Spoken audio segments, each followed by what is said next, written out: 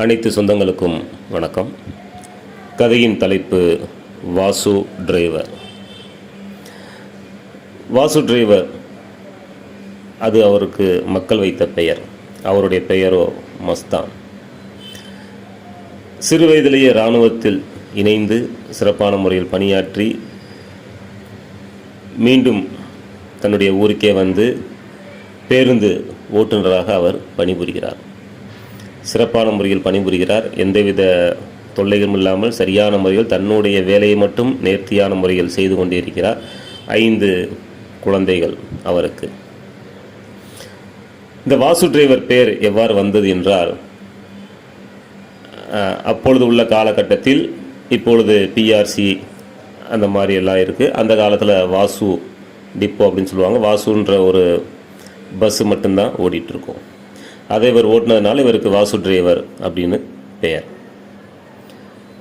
தன்னுடைய பகுதியில் அவர் ஓட்டி கொண்டிருக்கும்போது தன்னுடைய பகுதி மக்கள் எங்கு நிப்பாட்டினாலும் நின்று மக்களை ஏற்றிக்கொண்டு அவர் செல்வார். அந்தளவுக்கு மக்களிடம் மிகவும் பரிசிதமானவர் இந்த வாசு டிரைவர். தன்னுடைய மூத்த மகள் நல்ல முறையில் படித்து கொண்டிருக்கிற ஒரு பெண். அவருடைய தாயார் சிறு சிறு மக்களுக்கு பணம் கொடுத்து வட்டி வாங்கக்கூடிய அந்த மாதிரி வேலைகள் செய்து கொண்டிருக்கிறார்கள். வயல்வெளி நிலங்கள் வீடுகள் அதிகமாக இருப்பதனால் அந்த தன்னுடைய முதல் மகள் மட்டும் சென்று அந்த வாடகை வசூலிப்பது என்று சரியான முறையில் செய்து கொண்டிருக்கிறார்கள். ஒரு காலகட்டத்தில் படிப்பு முடிவதற்கு முன்பாகவே திருமணம் பண்ணி வைக்கலாம் என்று அவர் யோசிக்கிறார். அவ்வாறு தேடி செல்லும் பொழுது தன்னுடைய பகுதிக்கு அருகிலேயே இருக்கக்கூடிய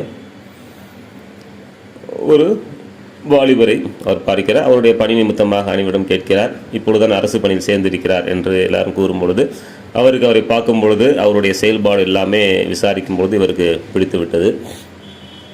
வீட்டில் வந்து சொல்கிறார். மாப்பிள்ளை பார்ப்போம் என்று கூறும் பொழுது தன்னுடைய மனைவி அழைத்து செல்கிறார் வாசு டிரைவர். அங்கு சென்று பார்த்தால் அங்கேயும் 5 குழந்தைகள். அதில் முதலாவது அந்த பையன். நிறம் வந்து கருமை நிறம். அதை பார்த்து கொண்டு வாசு டிரைவர் அவருடைய மனைவி வந்து கோவப்படுகிறாள். கருப்பாக இருக்கானே, இவனுக்கு எப்படி நம்முடைய மகளை கல்யாணம் பண்ணி வைக்கிறது? நம்முடைய மகள் வெள்ளை வெள்ளைன்னு இருக்கா, அதெல்லாம் வேணாம் அப்படின்றாப்புல. குடும்பம் பார்க்க எப்படியோ இருக்குது, வேணாம் அப்படின்னு சொல்லி கூட்டிகிட்டு வந்துடுறாப்புல. இவர் வாசு டிரைவர் சொல்கிறாரு, குடும்பத்தை பார்க்காத பின்னாடி எப்படி இவர் பார்த்துக்குவார், நல்லபடியாக பார்த்துக்கக்கூடிய திறமை இவர்கிட்ட இருக்குது, எனக்கு தெரியும் அப்படின்னு சொல்கிறாப்புல. பேசி பார்க்க ஒன்றும் முடியல. மகள்கிட்டே கூப்பிட்டு அவர் பேசுகிறாரு. பேசும்போது மகள், நீங்கள் எடுக்கும் முடிவிற்கு நான் கட்டுப்படுகிறேன். திருமணம் செய்து வைக்கிறார்கள். ஆனால் சென்ற வீட்டில் சிறு சிறு பிரச்சனைகள் நடந்து கொண்டே இருக்கிறது. அது எல்லாத்தையுமே அந்த பெண் சரியான முறையில் சாமர்த்தியமாக எல்லாத்தையும் சரி செய்கிறாள். சிறப்பான முறையில் தன்னுடைய குடும்பத்தை நடத்தி செல்கிறாள்.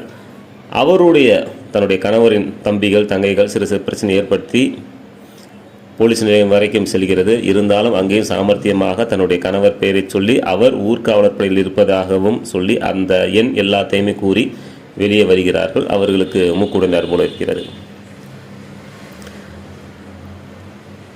அங்கு அவருடைய மாமியார் எவ்வளவோ கஷ்டமான வேலைகள் தந்தாலும் சரியான முறையில் இருந்து பாதுகாத்து அவர்களாகவே வெளியே சென்று நீங்கள் வாழ்ந்து கொள்ளலாம் என்று கூறிய பிறகு தன்னுடைய கணவனோடு கூடிய வருகிறார்கள். இடமில்லாமல் குடிசையில் வாழ்ந்து சரியான முறையில் நல்லபடியாக வளர்கிறார்கள். தன்னுடைய வாழ்க்கை தரத்தையும் அவர் உயர்த்துகிறார்கள்.